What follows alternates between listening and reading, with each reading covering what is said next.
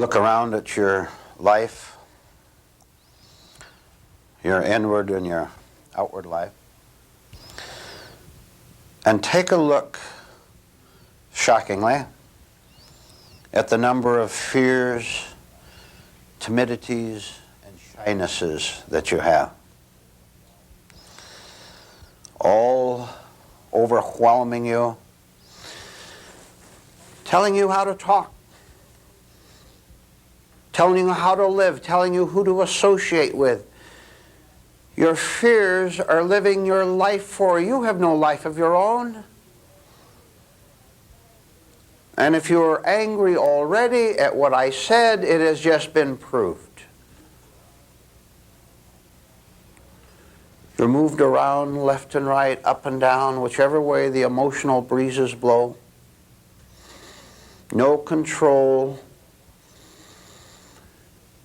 And yet having the audacity to think and to say and to believe that you are in charge of things.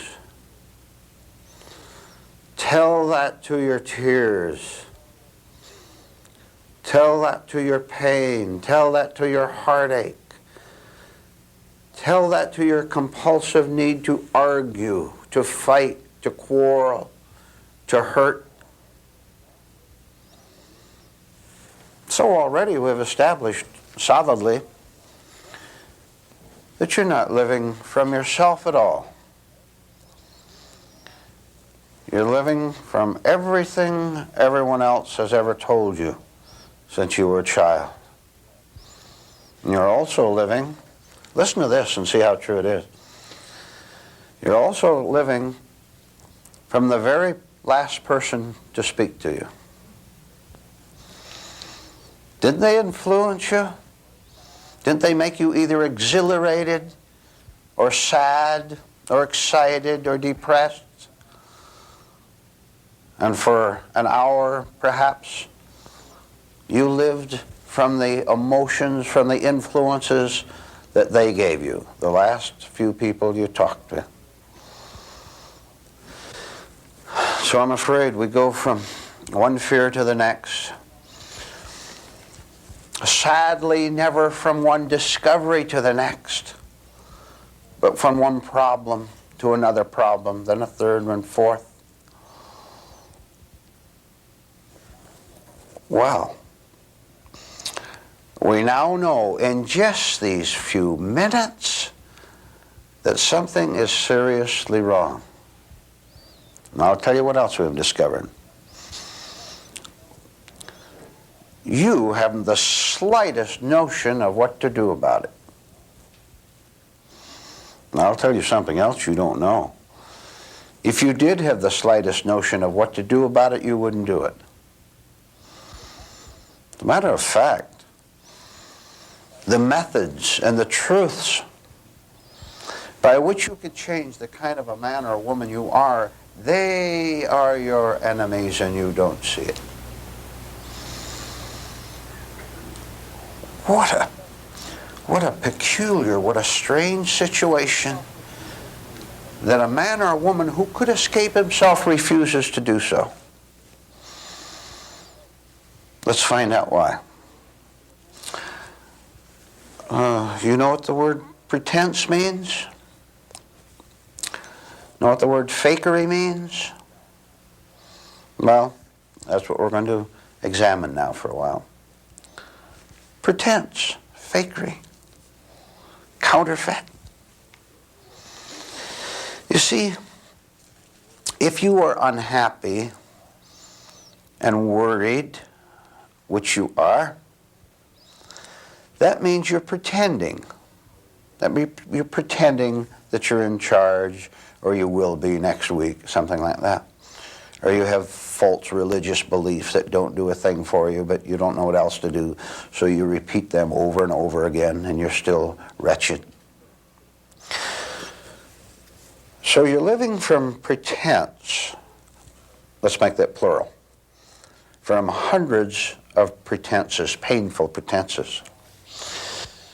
Oh, what a new problem you have now introduced into your life. You are now fearful that someone is going to see through you. Slow down a little bit with me right now. Can you see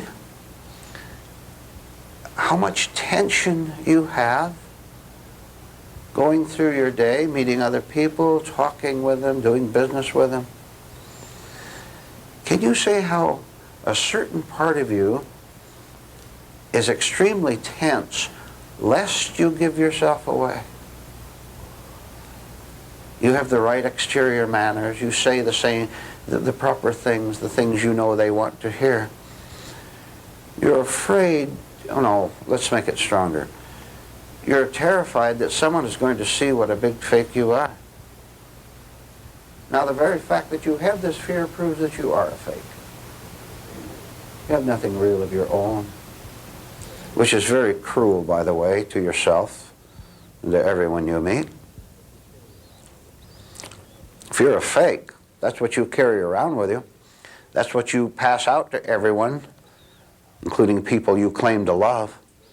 That's what you pass out to them in great pride and vanity. How do you ever get pride and vanity out of giving fakery to people? It doesn't make sense, does it? But you don't see it, of course. So with this great tension, nervousness over being seen through, over being found out, you now do another unhappy thing. You put a protective wall, which we just discussed briefly, you put a protective wall all around you, hoping that they won't see. And no wonder you're weary. No wonder you're tired all the time. At the end of the day, having gone through all these stage performances with all these costumes and masks, no wonder you're tired. I want to tell you right now that it is all unnecessary. Listen to me, please. Why do you lift a finger to protect fakery? I'll tell you why. You think, listen to this is going to take some intelligence on your part now. You think that if people do see through you, that in some way, which you can't figure out, if they see through you, in some way, it will cause harm to you. Now, come on, what kind of logic is that? You're living a pretenseful life that you're happy, for example. You're not happy at all. Living a pretenseful life, and you fear that if someone sees through your pretense, that will make you unhappy in some way. Is there one of you listening and watching now that can see the contradiction in that kind of thinking? Can't you see that your protection of your fakery is what is keeping you unhappy? Now we better look just a little bit before we go on as to why you protect so fiercely everything about you that is false. You know, your frozen faces so no people can't see what you're really thinking, things like that. You see, you take the fake as real. Having made that very serious error in your thinking, taking the fake as real, having taken that as a fact, you now think that you're going to lose something of value if someone sees through you, right? See your more illogic in it? Now, let's immediately go into a solution before we go on discussing this problem of phoniness anymore.